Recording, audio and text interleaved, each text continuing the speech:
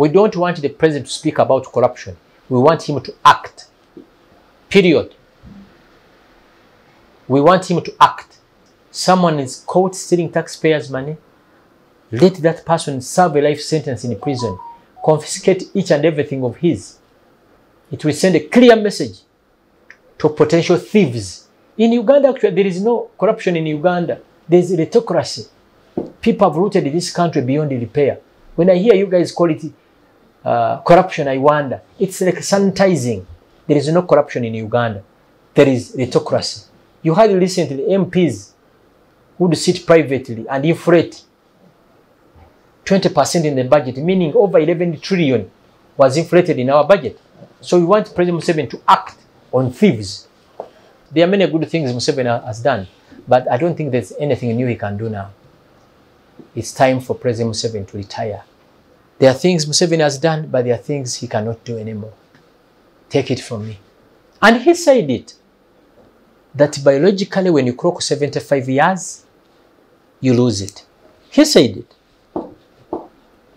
I think he was being interviewed by Kamala, and he said that after 75, the vigor, and he was asked, do you think you are going to proceed after 76? He said, no. Those were his words, not my words. And I hate to hear that he's the only visionary person. That's a lie. Let me give you an example. The 1980-86 NRA that took over Obote and Tito Lutwa, many young Ugandans participated in it. The Besiges, the Tinyemfuzas, the Tumukundes, the Paul Kagame, the Fred Rwegemas. Because Rwegema and President Kagame were refugees in Uganda, they decided to leave Uganda to go back to Rwanda. If President Kagame had decided to stay in Uganda, nobody would have chased him. But the desire for him to go back home was ahead of each and everything. He returned back to Rwanda. Rwanda is a miracle country. Kagame is a miracle leader. So meaning there are many visionary individuals in Uganda that can transform Uganda. Do you get my point? If President Kagame had stayed in Uganda, would we have thought that there's a person who can turn Rwanda into miracles? The answer is no. So I don't buy into this President Museveni's statement that he's the only visionary person. That's a lie. There are many brainy people who can run in this country. General Mutu can't run in this country. Dr. Biseji can't run in this country. Tinyefuza can't run in this country. There are many people who can run in this country. So this saying that he's the only visionary person, that's a lie. I've just given you a simple example. President Paul Kagame. He left Uganda. By the way, before he left Uganda, he was the Deputy Director Military Intelligence. He was at the rank of a major. Now look at this person who was at the rank of a major that has turned Rwanda into a miracle country. And I actually tell people, if you haven't been to Rwanda, oh, please go and visit Rwanda. Don't think of visiting Dubai, Cape Town before visiting Kigali. Hi, my name is Frank Gashumba. I'm the chairman in my group of companies, vice chairperson PLU, Central Region, co-founder Council of Abavandimwe, co-founder Simuka Uganda. But I prefer to be called a leader without a title because the people that inspire me a lot had no titles. People like Jesus Christ, Nabi Muhammad, Luther King, Gandhi, even Nelson Mandela had no title. So I prefer to be called a leader without a title. Frank Gashumba, I was born and raised in Villa Maria, Masaka district, where civilization started from. I went through a community primary school called St. Francis Villa Maria Primary School. That's my primary. I did my O and A level from Aga Khan Masaka Senior Secondary School, then to Nkumba. That's it. Sisemuka Uganda, we founded it after realizing Ugandans would no longer separate their individual responsibilities and their personal responsibilities. Ugandans think that it's President Museveni that must come to their homes to tell their kids to do homework. In Masaka, where I was raised from, we used to have what was called those community engagements, where every end of the month, we are involved in community activities.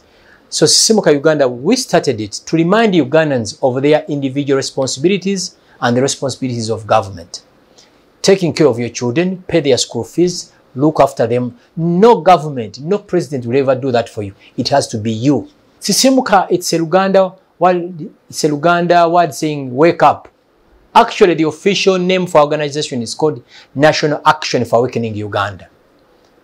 National Action for Awakening Uganda. Basically, we are wakening up Ugandans to take a role in their individual lives. Changing mindsets, creating self-belief, transforming lives and communities. The moment you transform individual lives, you are transforming lives of a community. And the moment a community is transformed, a country will be transformed too. The achievements are many, are countless. Between 2013 to 2023, I don't know how many activities we've carried out. We go to schools, we mainly focus from senior 1 to senior 6 and universities, telling these young boys and young girls that there is life after school, that the lives you read at school is totally the opposite of what happens after school. And we actually encourage them to be street smart than being school smart. Because at the end of the day, even if you spent 30 years in school, one day you'll get out of that school. So we'll prepare them for the world. We tell them the importance of having trees, the importance of the environment. Those trees you see they don't like us. Actually, it's we the individuals that benefit from these trees.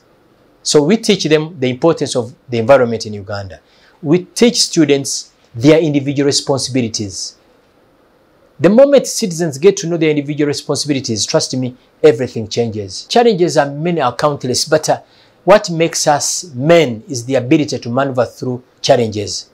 One of them is funding. Sisimuka Uganda is a local civic organization. We are not funded by anyone. The funds we use to move across the country are from a few friends who feel we are doing a great work for this country. You cannot stop people from judging you. What is very crucial to you is you yourself. You know yourself. You get it? Personally, I believe if leaders cannot perform the way they are expected, we must expose them. I don't believe in stoning leaders. It's very important. When I see an injustice committed to one of us, it's an injustice committed to me. If I walk into URA and I see something wrong, I have an obligation to speak out. If I walk into immigration and I see something terrible, I have to speak out. The same, if I see Parliament doing the opposite, I must do the same. If I go to CPS or police headquarters and police officers are not doing what they are supposed to do, I must speak it. I must speak out. There's a young girl who was denied a passport, or a young lady. When she was denied a passport, I went to the immigration and I was tossed around. The State Minister for Internal Affairs ordered for that young girl to be issued a passport. And these junior officers tossed us around for the entire day. So I exposed them on radio. After exposing them, they said Gashumba has insulted us. But people challenge President Museveni day in and day out. You get it? If you are not willing to serve Ugandans, simply resign. There are many Ugandans who are willing to take up such jobs. And as long as we pay you, it's me who pays them. It's my taxes that pay those people. We must put them to scrutiny. Banyarwanda born in Uganda, you know, the framers of the 1995 constitution they had a brilliant idea of having Banyarwanda inserted in our constitution because we've existed in Uganda before even the country called Uganda. But I think there was a mistake. There's a professor who told me it's called the nomenclature. You have a brilliant idea, but the name you give it. You get it? Having Banyarwanda in the constitution of Uganda and there's a country called Rwanda, it's very confusing. The moment you say you're Munyarwanda, what automatically comes into someone's mind that you're a Rwandan nation. And we are not Rwandans, we are Ugandans. So we said, you know what, the Bafumbira did that. But you know Bafumbira also Banyarwanda. What they did, they found a new name called Bafumbira. And now they comfortably live in Uganda. And Ugandans look at them like any other tribe. But when you say you're Munyarwanda, Ugandans say your president is President Paul Kagame, which is wrong. I disagree with President Museveni on many things, but he's my president. So we said, what do we do? One of us came up with an idea that we must rebrand. But the biggest challenge was, what name are we using? So we did ask ourselves, which word can you use? And the Munyarwanda will respond, it's Abavandimu. Abavandimu, it means brethren. That's when we came up with that idea. I think 72% of Banyarwanda in Uganda bought that idea. But there is a smaller group, the conservatives, the old citizens, who fought it day in, day out. Because you cannot say you're Ugandan and there's a country called Rwanda. I've not met a Ugandan who is called Muna Congo or Muna Tanzania or Muna Kenya. How come Gashumba is a Munyarwanda and there's a country called Rwanda? By the way, the Rwandan ambassador to Uganda is also a Munyarwanda. And someone you're interviewing now is also a Munyarwanda. It's very confusing. So we came up with that idea that if we adopt it, 30 years from today, our grandchildren will be called Abavandimwe. Meaning their age mates, they will grow up knowing that this is my friend called, let's say, Sonia or Linda, but she's a Muvandimwe. We are bringing in solutions. Leaders must look for solutions. You get it? The advantage is if we became Abavandimwe tomorrow, none of us will lose his name. None of us will lose his culture. Bafumbira Banyarwanda too. So when Bafumbira we are created, nobody said that we are dividing Banyarwanda or Ugandans. Banyarwanda, so Bafumbira comfortably live in Uganda and Ugandans appreciate them to be Ugandans. But up to today, there is a big section of Ugandans who don't separate a country called Rwanda and a tribe called Banyarwanda. Not everything must be done by government. It's important for the Banyarwanda to know why we are doing this, why it's the best option. You get it? Leaders have an obligation to shape the next destination. Leaders have an obligation to find ways of finding solutions. You get it? My grandparents migrated from Rwanda in 1922. My father was born in Masaka in 1938. My mother was born in Masaka in 1944. My mother loves Rwanda. She loves President Kagame, but she says she's not a Rwandan. She's a Ugandan 100%. Me too, I love President Kagame so much. I love Rwanda so much, but I'm not a Rwandan. I'm a Ugandan. And every time I go to Rwanda, they call me a Mugande. You get it? So we must find solutions. So it was not created to divide the Ugandans. No way. The question would be, why Abavandimwe? Banyarwanda are being denied passports day in and day out. And the only crime they committed is that they are Rwandans. So it was very important that 30 years from today, we could separate Banyarwanda and the citizens of Rwanda called Rwandans. You get it? Let me give you an example. The Kenyan High Commissioner to Uganda, he's a Kenyan. The Tanzanian High Commissioner to Uganda, he's a Tanzanian, right? And the Rwandan ambassador to Uganda is a Munyarwanda. And Gashumba too here is a Munyarwanda. How do you separate them? We wanted that Banyarwanda born in Uganda are called Abavandimwe. Banyarwanda born in Rwanda should remain Rwandans. You get it? For example, if they had inserted in Tutsis or Hutus, it would be the best because these are cross-border tribes. The way you see Bagisu and Ibakusu, the way you see Basami, the way you see Bakonjo and Abanandi. You get it? The way you see Bahangaza in Tanzania, those are Banyarwanda in Tanzania. They are called Bahangaza. There is no tribe in Tanzania called Banyarwanda. There's a tribe called Bahangaza. The way you see Banyamulenge in Congo, you see, these are Tutsis in Congo, but they are called Abanyamulenge. And for them, they are saying they love Rwanda, they support President Kagame, but they are not Rwandans. You get it? So we were looking for solutions. Unfortunately, a small faction of Banyarwanda mistook our idea. And trust me, no, even if it's not tomorrow, one day Banyarwanda will say, you know what? The Gashumba has had a brilliant idea. The person is seated in front of you. I'm the mind behind Judge Atova Kumain. There's a lady called Hadija Namiaro. She contacted me because she knew I fell out with NRM. Said, Gashumba, I know you as a very creative man. The president has appointed me to head office of the national chairman. What I need from you, I need a slogan that will invite the youth to join NRM. I said, I'm here purely for business. And we agreed. I'm coming up with an idea, but I need a swap deal to do the branding of office of the national chairman. I consulted my brother, who is also very good. We came up with an idea called Omalako Judge Atova Kumain. I worked with Namiaro for like 7 months. Everything was going on well. Then she started giving away my business to other people. That's where the problem started from. But I take it from me, it's me. I'm the father, the mother, the DNA of Omalako Judge Atova Kumain. I have each and every document to prove that. Actually, we are in court.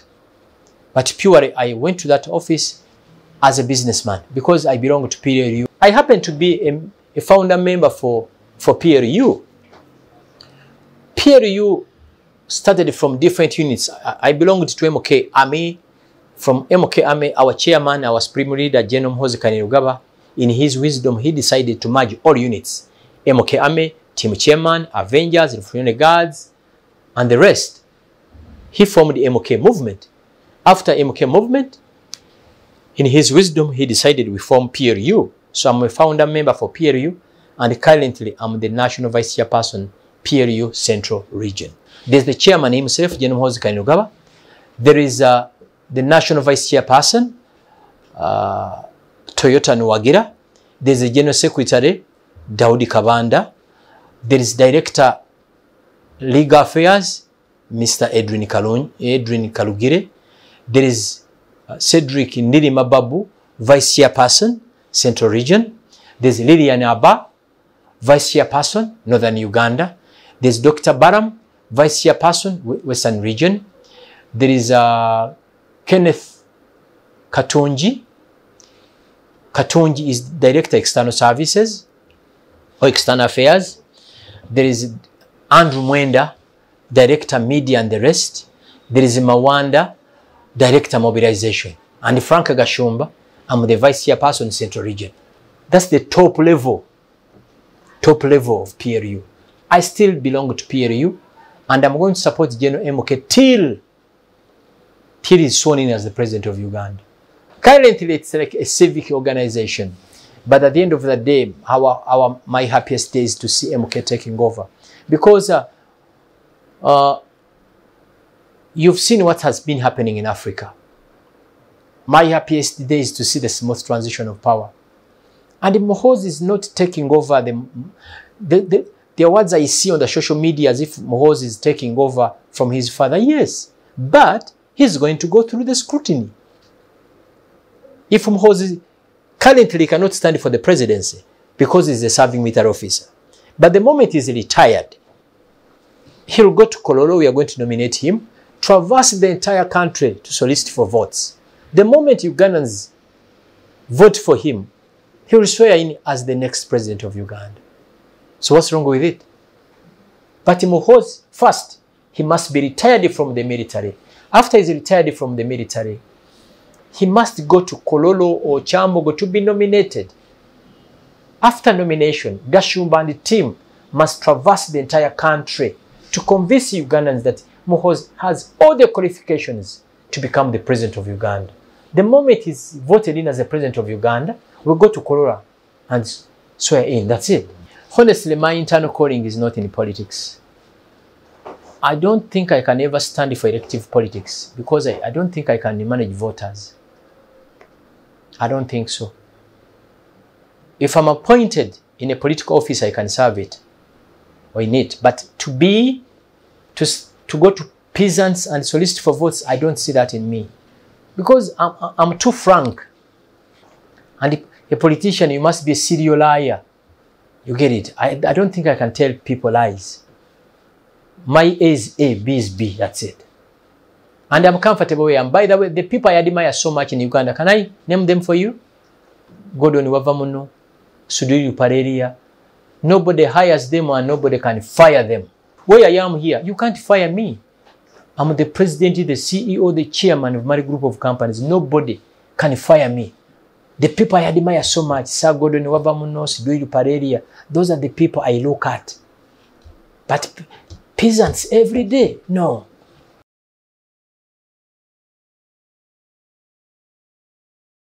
We must tell the government this is wrong, this is right. But don't turn these protests into political ones. The moment you start wearing party colors, you've lost it.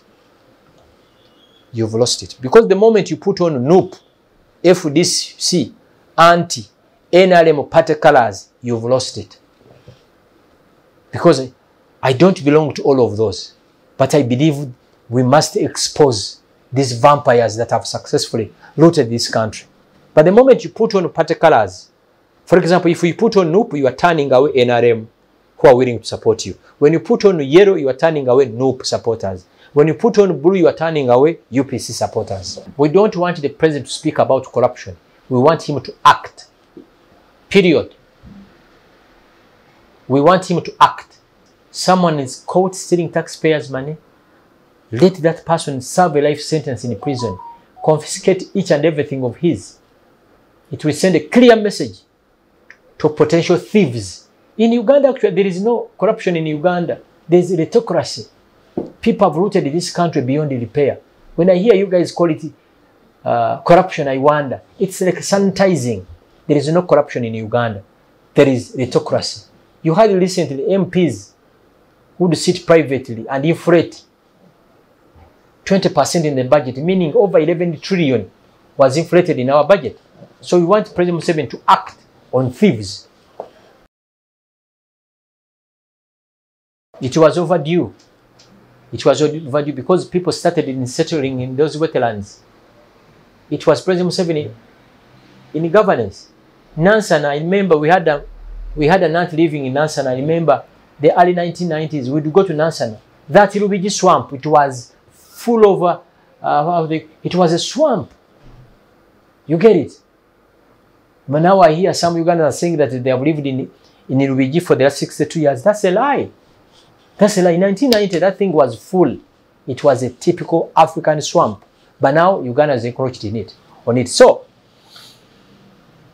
chasing them away from those swamps, I support government. There's a reason why God created those swamps. You get it? There is a reason why God created them. Now, let me ask you also. Can anyone put up a house in swamps in Kampala now? On what they are seeing? Sometimes government must walk the talk. You get it? So I support government. And for you Ugandans watching me now, please don't ever dare. Why would you put up a house in a swamp? Because you'll be using near Kampala? No. To the youth watching me now, nobody will write your destiny. It has to be you. No government will write your destiny. The government will just put up an infrastructure to help you. You must work 24 hours to live a good life. Don't ever dare think the government to Yambe. Are you related to them? If you're not related to them, simple. Wake up every morning, hustle. Don't despise jobs. The people you admire so much did those terrible dirty jobs that you despise now. Wavamuno was a truck driver. Subiru Pareria was a taxi driver. You know what I mean? And they're multi-billionaires now. So to you, the youth, don't despise jobs. I don't tell you what you want to hear. I'll tell you what you don't want to hear, but it's the right information. Nobody cares about you. These are facts. These are facts. If you want the truth, ask Gashumba. If you want to be told lies, ask another person. Uganda belongs to all of us. We should stop looking at ourselves based on where we hail from. We are all Ugandans. We may have disagreements, but we must make sure that we don't destroy a country called Uganda.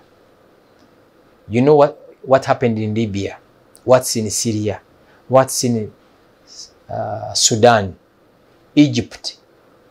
No matter the disagreements we may have, let's preserve a country called Uganda. And you can love Uganda and hate a government in place. I can support anyone who hates NRM, but don't destroy a country called Uganda. Don't hate Uganda. Carry our flag. That's it. Let me ask you something, and I want to be on record. If Ruto resigns today, who will take over? The vice president. If the vice president fails, who will take over the military? The way it is in Egypt. Let me repeat it again. If Ruto resigns today, the constitution is very clear. The vice president will take over. If the vice president fails, who will take over? The military. Then the military will be in charge. You get it? We must find a way of solving problems. And I don't believe in these Bazungus bringing their ideas to us. They took their ideas to Libya. What's in Libya? They destroyed Iraq. You get it? They destroyed Iraq. Sudan is the same. Africans, we must wake up and find home-based solutions to our problems. We may have disagreements, which is normal. We can fight, but let's find home-based solutions to our problems. For example, for me, I don't believe in elections. If I had an opportunity, I would close that parliament for 20 years. Because Ugandans don't care who is the speaker, who is the president, who is the chief justice. They want social services, hospitals, roads, schools. 21st century, 40 years of NRM, 62 years of independence. Our kids up country still fetch water from how they call them. For example, I visited Gomba. The same ponds where cows drink water from, they are the same ponds our children fetch water from. Are we leaders? Those are the solutions we must come up with. How do we bring water to each and every homestead? How do we make sure that every school has electricity? How do we make sure that a young boy from Gomba can compete with a young boy at King's College Buddo? That's the Uganda that raised me, because it was easy to go through a community school called St. Francis Villa Maria Primary School and make it. Now it's becoming practically impossible for a younger boy to head from Kinkizi or from Bundi Buju and make it. It's like now Uganda is a preserve for schools in Kampala. That's the Uganda I dream to live in. Of course, those who deeply like what I do, they follow me on Twitter, Frank Gashumba. Instagram, Frank Gashumba. TikTok, Frank Gashumba. Facebook, Frank Gashumba. That's it. Those who feel we have a common vision for this country called Uganda.